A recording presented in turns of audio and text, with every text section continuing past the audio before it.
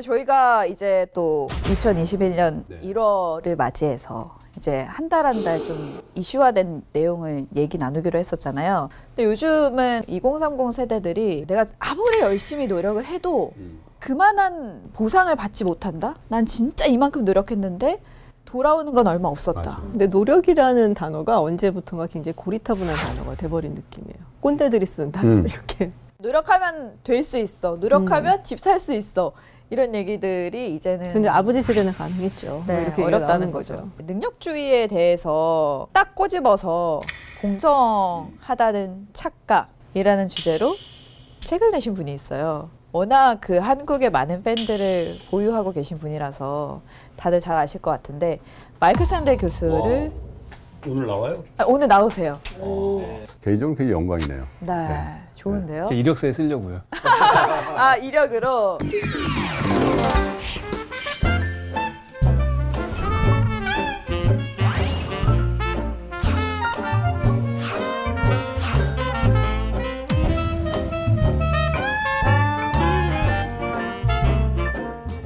마이클 샌델 교수님, 안녕하세요. Very good, and it's good to be with you. 최근에 코로나19로 인해서 모두가 힘든 시기를 보내고 있는데 교수님은 어떻게 지내고 계신지 궁금해요. Well, I've been staying at home. I'm right now in my house near Boston in Massachusetts, and I've been here since March, since the pandemic began. My Harvard teaching has been done entirely remotely this semester. So, except for walks outside, I've been in my house the whole time. Hi, Professor Sandler. I'm not really sure you remember me. We did a talk in May through the Ministry of Foreign Affairs. I do. Okay, great. How have you been? Good. It's good to see you again. Yeah, it's good to see you again too. I read your recent publication, the book Tyranny of Meritocracy. So it reminds me of the tyranny of the majority. Did you get the title out of that, or? Well, it's similar. You're right. Yeah. It is similar to the phrase, the tyranny of the majority. Right. But the tyranny of merit, of course, has a different meaning, which I'm sure we will discuss. 저도 교수님 책을 굉장히 흥미롭게 읽었는데 사실 요즘 한국 사회에서는 그 2030 세대들이 말씀하신 것처럼 공정하지 못한 사회에 대해서 굉장히 불만을 갖고 분노하고 있는 것 같아요. 이제 교수님이 가르치는 미국의 2030 세대, 그 하버드 학생들의 의견은 어떤지 궁금합니다. I think there is a similar kind of anxiety among young people in the U.S. to what you've described in South Korea.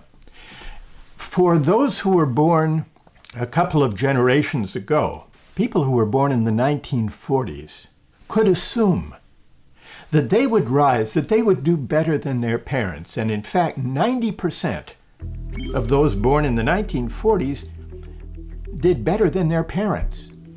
Of those born in the 1980s, only half did better than their parents. So the idea of upward mobility through effort and hard work, social mobility has stalled.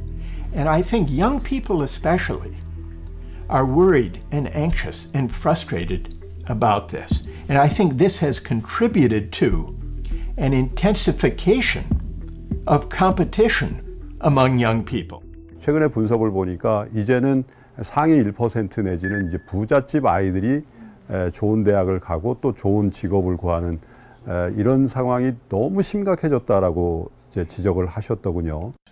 We see that the ability to score well on standardized tests like the SAT in the US or the Sunyong in South Korea, the ability to score well depends a lot on coming from a family that can afford to prepare students with private tutors, to prepare them for the standardized test, to prepare them to do well in school. And so the result is that in the US, that the higher your family income, the greater the likelihood of getting a high score on the SAT.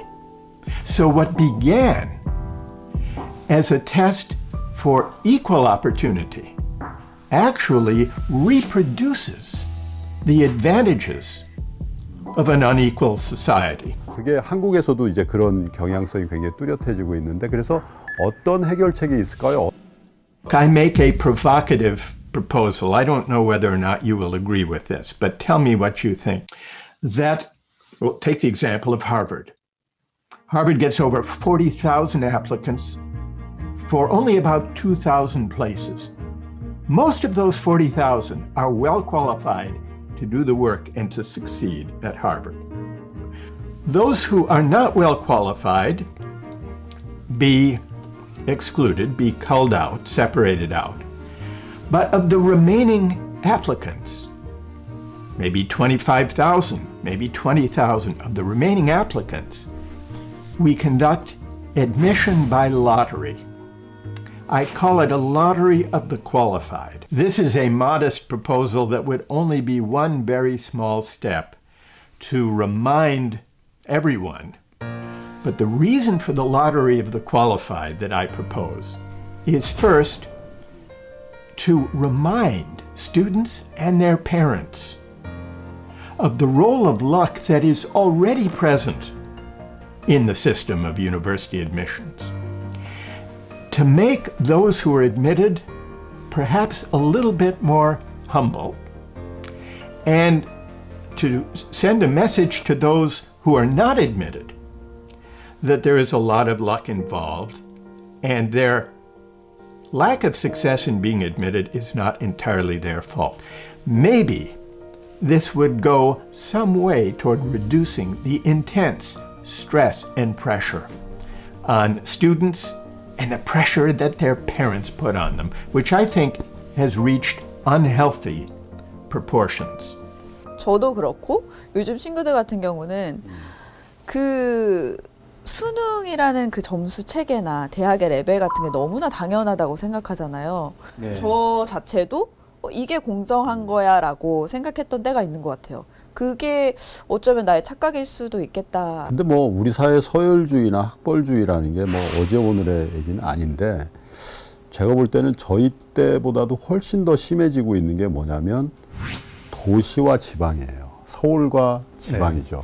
그 교수님께서 한국 사회는 대학 문화가 좀 다르다라는 얘기를 하셔서 거기로 좀 돌아가 볼까 하는데 한국에서 굉장히 핫했던 드라마가 있습니다. 스카이캐슬이라고. And I've heard about Sky Castle, and I want to watch it now. I'm looking forward to watching it because I think the message of Sky Castle is very close to the message of my book, The Tyranny of Merit. We had a scandal not long ago that illustrated this. There was a corrupt college consultant who offered parents, affluent parents, some of them celebrities, with students who were applying to college, but who didn't quite qualify for the top universities. He offered them corrupt ways, if they paid him money, to falsify their applications, to enable them to take SAT exams, entrance exams, with proctors he paid off to correct their answers. He even created false pictures of the student applicants showing that they were great athletes, because athletic performance sometimes helps for admission to American universities. So this was a scandal. The parents and this corrupt consultant were prosecuted. The FBI investigated, and they brought charges against these parents. What's interesting is that the parents, many of them, did not tell their children what they were doing. They didn't want their children to know. They wanted their children to believe that they had been admitted on the basis of their own merit. According to recent public opinion polls, only half of Koreans believe that you can be successful. I mean, even if your parents are not really successful or poor. Yes. Well, it is interesting, and I've heard this phrase, tell me if I have it right, that a dragon can rise from a stream. Exactly. The dream of upward mobility. when similar opinion polls are conducted, it's interesting. Most Americans continue to believe that it's possible to rise from rags to riches, that a dragon can come from a stream. Most Americans say, yes, that's true. Despite this fact, the belief in the American dream persists. 근데 현실은 그렇지 않은데도 불구하고 미국인들은 왜 아직까지도 아메리칸 드림을 그렇게 믿고 있다고 기대하고 있는 건가요? There's also the fact that America is an immigrant society.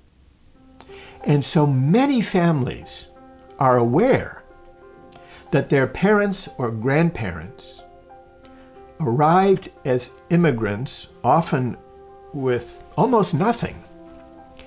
And they worked hard and they sacrificed so that their children could get an education and could succeed and rise. So in many ways, the continued American faith and belief in the American dream of upward mobility is not an adequate response to the inequalities that we've seen in recent decades. Nor is the promise of attending university and rising an adequate response to inequality. We need to broaden our approach to inequality. We need to broaden our debate about the meaning of a fair society to focus not only on individual mobility, but also on creating a sense of community, a sense of solidarity, a sense of obligation for those less fortunate than ourselves.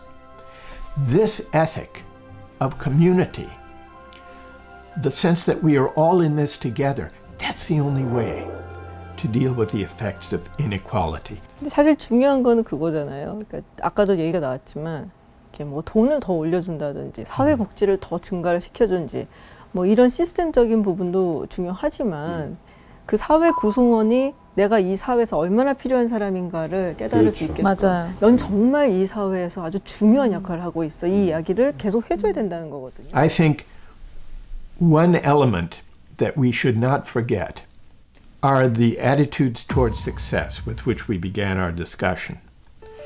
The successful, those of us who manage to succeed in this economy, have a tendency to assume that our success is our own doing. This gives rise to the hubris that leads us to look down on those less fortunate than ourselves and that erodes social solidarity and community. Because if I believe that my success is entirely my own doing, it's hard to picture myself in other people's shoes. It's hard to feel a sense of responsibility for those less fortunate or credentialed than me. And so I think the civic virtue we need most today is somehow to recover a sense of humility, an appreciation of our indebtedness to luck, but also to those who helped us on our way. Finally, I would like to say a word of thanks to my Korean readers and to Koreans who have been watching this program. And so I look forward to seeing you again soon. Thank you very much. 한국에 교수님 팬들 정말 많거든요. 그날이 빨리 오기를 기다리고 있겠습니다. 오늘 정말 감사했습니다. Thank you. Thank you. It's been a pleasure being with you. Thank you. Thank you. 특별히 저는 대화 가운데 가장 그 귀에 많이 남는 게 연대인 것 같아요. 연대. 심정적인 연대. 그리고 책임. 이 부분이 굉장히 많이 와닿고 이럴 때일수록 더 같이 연대감을 쌓아서 해나가야 된다고 얘기하셨잖아요. 진짜 중요한 때인 것 같아요. 더더욱. 곱씹어 생각하고 또 한번 책을 다시 한번 또 읽어보고 그러면은 아 정말 뭐랄까 저런 선한 이야기들이 우리를 바꿀 수 있구나라는 생각이 들기도 하죠. 희망적이잖아요. 그렇죠. 저는 마이클 샌델 교수님의 이야기를 한마디로 정리하면은 운칠 기사입니다. 그러니까 이미 우리 선조들은 알았던 것 같아요. 너가 잘된 건 운이 70%고 네가 노력한 건 30%다. 근데 그거를 우리가 잊고 살았던 것 같다는 생각이 들어요. 저한테 제일 중요하다라고 느꼈던 거는 존중, 리스펙트. 그 부분을 되게 강조하고 싶으셨던 것 같아요. 우리가 사회에 지고 있는 빚도 많고 그리고 내가 이렇게 됨으로 인해서 다른 사람들이 안 된 것도 분명히 있거든요. 그러니까 항상 그거에 대해서 고마워하고 그리고 그거에 고마워하는 것의 연장선에서 우리 이제 같이 살아가는 이 공동체의 일원인 다른 사람들에 대해서 존중해라. 그 사람이 어떤 직업을 가졌던 그 사람의 학벌이 어떻든 그 사람의 환경이 어떻든 늘 인간으로서 존중하고 우리 함께 가는 공동체 일원으로 존중하라. 그게 가장 중요한 얘기인 것 같아요.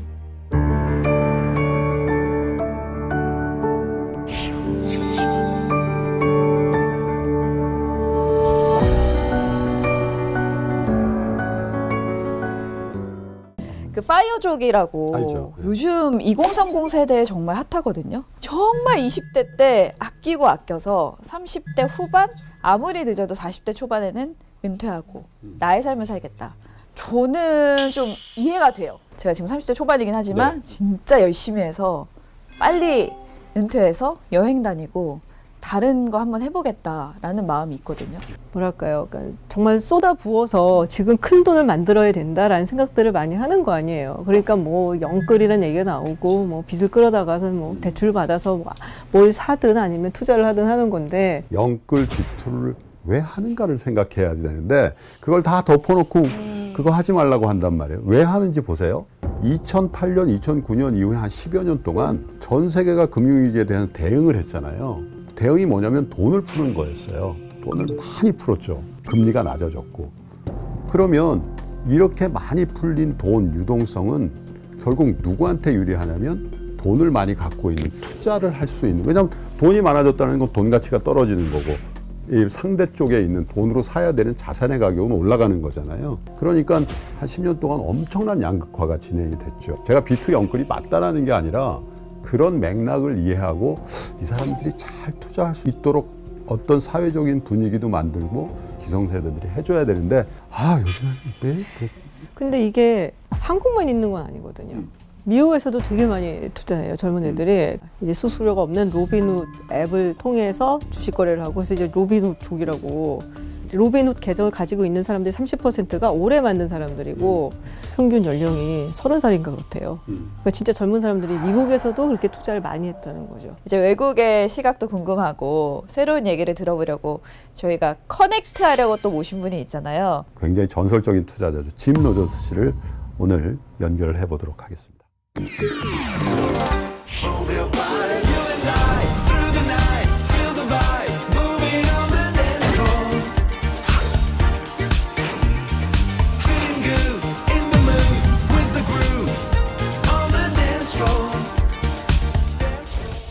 자, 짐 오랜만입니다.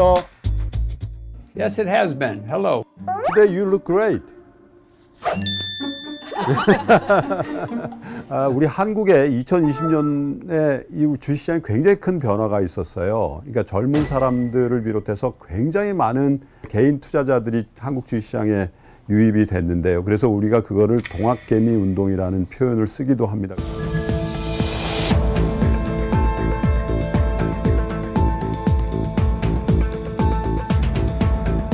최근에 다른 인터뷰에서 제가 봤는데 좀 걱정된다라는 의견을 주셨던 것 같아요. 이 한국의 개인 투자자들의 붐 현상에 대해서는 어떻게 보고 계시는지요?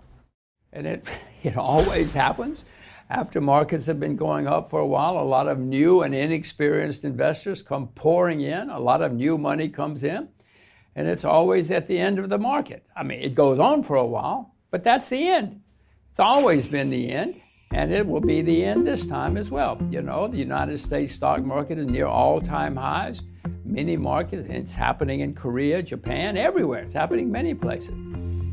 Throughout history, it has been a sign that we're coming to the end. Didn't say it's the end now. It's just a sign that we're coming to the end. I am not selling out. I'm not selling short, not yet. But I know be ready because this means we're coming to the end. 그러니까 걱정한다는 얘기를 언급하셨는데 한국의 그 동학 개미들에게 조언을 해주신다면 어떤 얘기를 해주실 수 있을까요? Well, first of all, they won't listen. But what I would say to them is be very, very careful. The market has been going up for a long time. It's up a lot. It's been making highs for a while. and it's going to end before long. Do not invest unless you know what you're doing, and only invest in things that you yourself know a lot about. And they will say, you know what they will say? No, no, no, this time it's different. This time it's different. They will say, it is different this time. You do not understand. I do understand, and I know it's not different this time, but that's what they will say. They will not listen to me. They will not listen to you. They will say it's different this time. Be worried. 짐 롯이 얘기를 이렇게 듣다 보면 곧 버블이 붕괴될 가능성이 있다. 주식시장이 큰 폭으로 우리나라뿐만 아니라 미국 시장 더 버블이라고 보시는 것 같은데 두 가지 질문 드릴게요. 하나는 그러면 그 시기가 어느 때쯤일까라는 질문 하나 하고요. 두 번째는 그걸 미리 알아야 되는데 어떤 사인, 어떤 징후가 나타나면 아 버블 붕괴다. 그러니까 빨리 피해야 되냐. 그 두 가지 질문을 먼저 드리겠습니다. I don't know. You know, I can see the signs that it's coming to an end, but it's probably not there yet. When Mr. Biden goes into office, if he does, he's going to print a lot of money. All the people with him love to print money. They love to spend money. It's happening all over the world. So things, it looks like, will go on for a while. Markets are making all-time highs. Some parts of the United States market and other markets are in a bubble. Apple, Amazon, Google, these stocks never go down. They go up every day. Tencent, you know, Alibaba. So in my view, the market will continue to develop for a while, but sometime in the next year or two, it's going to come to an end. 그런데 예전에는 다른 자산을 투자할 게 있었거든요. 예를 들면 예금, 채권 이런 거 5%, 10% 했기 때문에 거기에 투자해도 우리가 안정적으로 수익을 낼 수 있었는데 지금은 금리가 없어요. 그렇기 때문에 지금은 조금 다르게 봐야 되냐. 제가 그런 얘기 하네요. 이번엔 다르다라고. 이번엔 다른 환경이 있는 것도 사실이잖아요. 그러니까 조금 더 길게 갈 거다라는 그 생각은 어떻게 생각하시는지요? 그 생각은. See, you said it. This time it's different. Now I know. Now I know. As I look around the world at asset classes, bonds are a bubble. Bond interest rates are the lowest they've ever been, as you correctly and insightfully point out. If you look at stocks, in many countries, stocks are making all-time highs. I mentioned some, Russia, China, Japan, where they're not. Property. Oh, property in Seoul? You know what's happened to property in Seoul, but other cities as well. New York, London, many places in the world, property is in a bubble. There's no question about that. As I look around the world, the only asset class which is cheap is commodities. But, I mean, most people are afraid of commodities. They don't know anything about them, and I would not suggest you invest in commodities unless you know what you're doing. 20, 30대 친구들이 시작을 할 때 이것만큼은 좀 공부하고 시작했으면 좋겠다 하는 거 있을까요? I will tell them you should invest only in what you yourself know a lot about. First of all, they won't listen, but second, every one of them knows a lot about something, whether it's fashion or cars or something. They know a lot about something. They go on the internet every day and they read about fashion or they read about cars. Stay with what you know. If you want to be successful, you must stay with what you know and don't listen to hot tips. Everybody wants a hot tip. Everybody wants to be rich this week. Just give me one hot tip, just one hot tip. Hot tips are very dangerous. If you want, it is boring. But if you want to be rich, if you want to be successful, you stay with what you know, only with what you know. And when you see something that is happening that you know is going to succeed, then you invest. I mean, it's that easy. It's also that hard.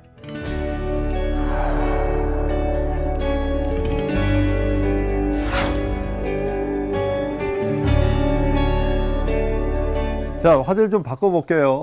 이 코로나19 이후에 혹은 2021년도에 이걸로 인해서 우리가 투자해야 될 때는 어디입니까? Airlines, travel, tourism, restaurants, anything to do with travel and tourism is a disaster, but also might be an opportunity. We are not going to take the boat to New York. We're not going to take the boat to London. Someday we're going to fly to London again. So there might be opportunities in airlines. There might be opportunities in restaurants, hotels. I bought Chinese wine companies recently. People stopped going out. People stopped going to restaurants. People stopped going to bars. So there may be opportunities from the disaster. So that is a place that I am looking for investments. 원래 짐 로저스 씨는 원자재 투자에 굉장히 재능이셨고 거기서 굉장히 큰 성공과 또 말씀하신 실패를 하셨는데 원자재 시장의 가장 큰 투자처가 원유 오일이잖아요. 거기에 투자하는 것보다 오히려 그 환경을 잘 이렇게 개선할 수 있는 리뉴어블 에너지, 신재생 에너지 이런 기업들에 투자하는 거가 더 좋다 이렇게 생각하지는 않으세요? Green energy, renewable energy, call it what you will. Yes, of course, it has a great future. We all want it because then we don't have to worry about oil or pollution or other things. If you can find well-managed renewable energy companies, you will probably make a lot of money.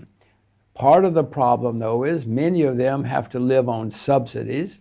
They are not efficient, economically efficient on their own. They only survive because of subsidies from governments or taxpayers, from you and me. And in the end, I have learned that it's the ones who don't have to live on subsidies, I mean, any industry, those are the ones where you make the most money. So if you know some renewable energy companies that are economically efficient and economically competitive, I suggest you do your research and you probably invest. And then you send me an email, okay? I'll look at it too.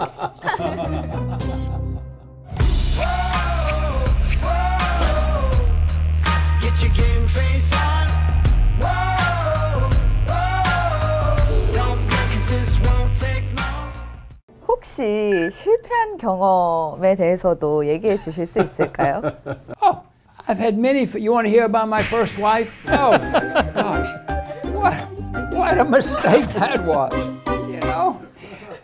In 1979 or 80, I could look it up, I sold short oil. Oil had been skyrocketing for 10 years, went from $3 to $40. Selling short is something you do when you think something is going to go down. I sold oil short on a Friday, and over that weekend, Iran and Iraq went to war. Well, Iran and Iraq are two of the largest oil nations in the world. If they went to war, the price of oil went straight up. Well, I was short oil. Remember, when you sell short, you think it's going to go down. And if it goes up, you start losing money, and a lot of money. Oh. 투자 실패했을 경우에서 배운 어떤 경험 같은 것들은 또 뭐가 있을까요? Thinking I was a genius, thought I was a genius, to losing everything. This all happened in 9 months. You could say, well, they went to war. What bad luck. No. Somebody knew they were going to war. Two major countries don't just wake up one morning and go to war. They have to move armies, they move tanks, you know, they're getting ready. I didn't do enough work, didn't do enough research, so I lost money. When I was a professor, I used to tell students, it's okay to make mistakes. It's okay to lose money if you learn from it. But if you're going to make mistakes, try to make your mistakes when you're 28, not when you're 58, and then learn. Wasn't it scary for you to start again after losing everything? It was not fun, but I didn't have any choice. I wasn't an engineer or something, so all I could do was go to work every day and try to start over, which is what I did. The people who succeed are the people who never give up, who keep trying, who persevere. So the most important word I'm trying to teach my daughters is persevere, persevere, persevere. 자, 이제 2021년이 이제 곧 시작이 됐습니다. 얼마 안 됐는데요. 우리 대한민국, 한국에 특별히 젊은 로저스 팬들이 많은데 좋은 얘기 한마디 해주시죠. Figure out what you love the most, and that's what you should do. You figure out your own passion, whatever it is, And that's what you should do, no matter what it is. Even if it's especially if it's crazy, and if everybody says, that's crazy, then that's what you should do. But if you can figure out what you love, first of all, you'll be very happy. And those are the people that are successful. They don't go to work. They wake up every day and have fun. They just have so much. That's the way I was about investing. I loved it. It was fun, even when I made mistakes and had problems. So if you can find that, those are the people who are happy and successful. You know, if they're not successful, they don't care because they're happy. So it's very hard for many people, but if you can find out what you love, that's what you should do. Okay, thank you very much, Jim. Yeah, I want to watch TVN so I can find out when the bull market ends, when the stock market will start collapsing. 고맙습니다. Thank you. Thank you. Thank you. Thank you. 저희가 쭉 경제 관세 얘기를 나눠봤는데요. 한 줄 평으로 정리를 해주시면. 이번에 다른지 이번에 또 한번 볼까요? 네. 저는 아들 가진 엄마는 옵니다. 둘이죠, 둘. 그러니까 그것도 둘이에요. 딸둘이라고 어쩜 저렇게 자랑을 하시는지. 저는 딸이 있어요. 진짜. 예언자는 때를 말하지 않는다. 오. 그러니까 뭐 일어날 거란 얘기는 해요 항상. 근데 뭐 항상 무슨 사건이 터질 거라고 하는데 네. 언제라고 말하면은 답을 못 해요. 그래서 그러고 나서 사건 터지고 나면 그리고 맞았잖아라고 얘기를 하잖아요. 내가 말했잖아 이거잖아요. 그래서 그냥 각자 판단을 내려야 될 것 같아요.